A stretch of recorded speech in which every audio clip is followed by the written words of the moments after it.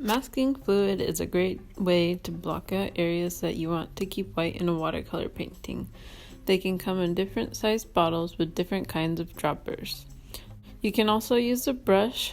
Just make sure to use one that you're okay with getting dirty and to clean it thoroughly after, or the masking fluid will dry in the bristles and get all gunky. This one I picked because that's the only one they had at the store, but I got lucky because I like the skinny tip.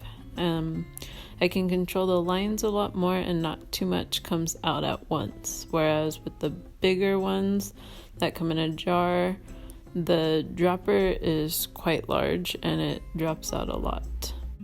When you first put it down, it looks white and opaque, but as it dries, it gets a little yellowish. And a pro tip, do not leave the bottle in the sun, and definitely don't leave your work with masking fluid out under the sun. I did that and it was out under the sun for a couple of days and it melted it.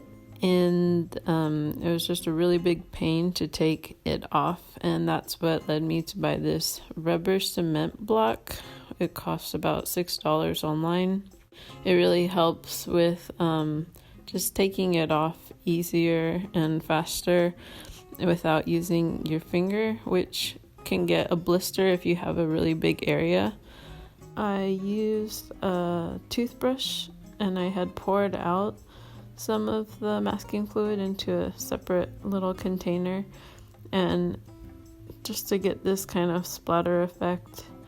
And that's why this cement block is a lot easier to use, because sometimes you can't see all those little pieces, so I just use a wide part on the block to get the entire surface. And at the end, you just kind of want to rub your entire paper to feel if there's any little bits and pieces left.